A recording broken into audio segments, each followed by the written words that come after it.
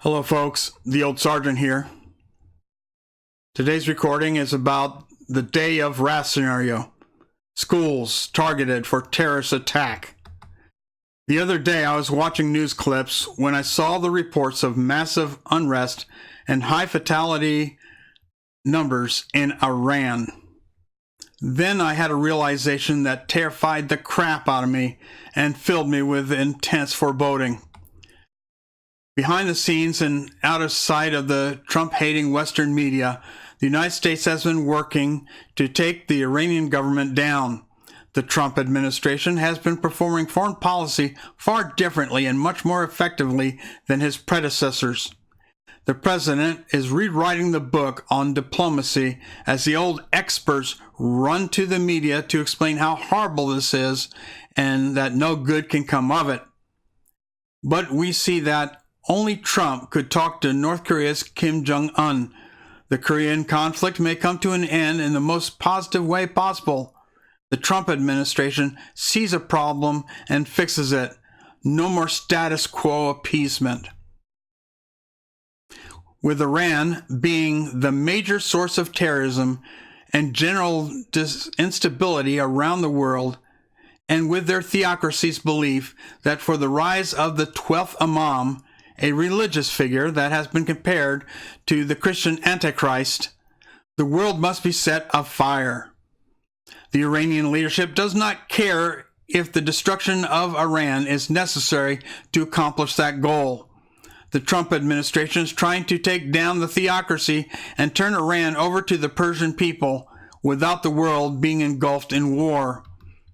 We have known since the late 70s that Iran has been infiltrating operatives into the United States for the purpose of future terrorist cell activation. The Iranian theocracy has already stated if they come under threat that they will unleash their terror cells. They will not go down quietly. In August 2014, New York Times bestselling author William R. Forstchen, probably best known for his book 1 Second After, released the book Day of Wrath. He thought it was so important to get this warning out that he released it as an electronic book first and hard copy following.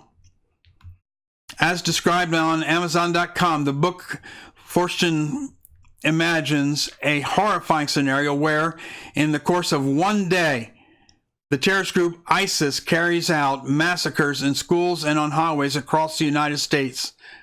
With a surprisingly small, well-organized, and ruthless force, the nightmarish devastation brings America to the state of near paralysis. It was making this connection in my mind that made my heart jump.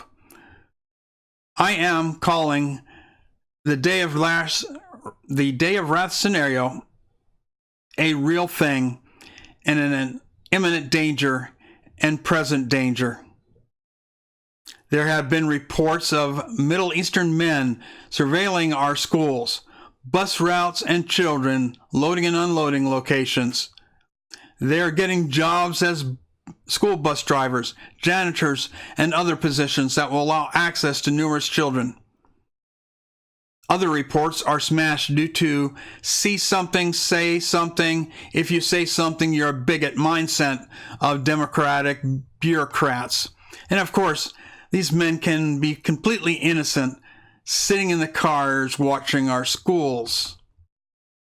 We can no longer continue this ridiculous argument about guns in schools in the hands of competent individuals. The faculty and staff must be armed.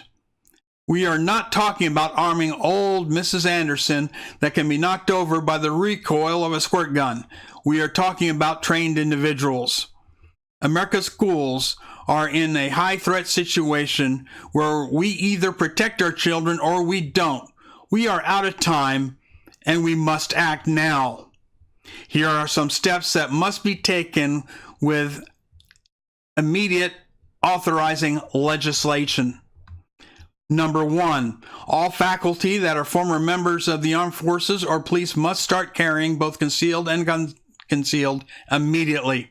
In colleges and universities, military and law enforcement students should be encouraged to carry. 2.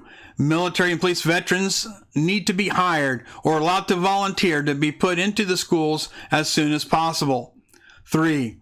School faculty and staff of sound body that are not skilled in firearms must be trained and must carry as part of their terms of employment. If a teacher is not willing to protect their charges, they should not be a teacher. Students and faculty need to be trained in how to confront and overwhelm attackers, not just hiding under a desk, whimpering until shot. Each classroom needs to be equipped with a door barricade, and the door must be sufficient strength that it cannot be penetrated. Emergency escape ladders need to be available by the windows. These are just some of the actions we must take and take now. We are no longer talking about the random mentally ill socialist gunmen. We are talking about skilled operators. Or, as we have seen recently, perhaps kids indoctrinated in some isolated compound to carry out these attacks. The active duty military will be busy defending other target-rich environments like malls, movie theaters, political and other gatherings. We can't rely on the government. We must do it ourselves. I am truly frightened by the day of wrath scenario. We need to act not after the election, not in the next legislative session. We must act now. Our children are under immediate threat of attack. Iran wants to do this to make the Americans go insane and turn the world on fire so they can have their 12th Imam. Consider this an attack warning. If you have other ideas for actions we can take to protect our schools, please leave them in the comments. Usually at the end of a presentation, I say, stay vigilant. Now I say, not only be vigilant, now you must be active.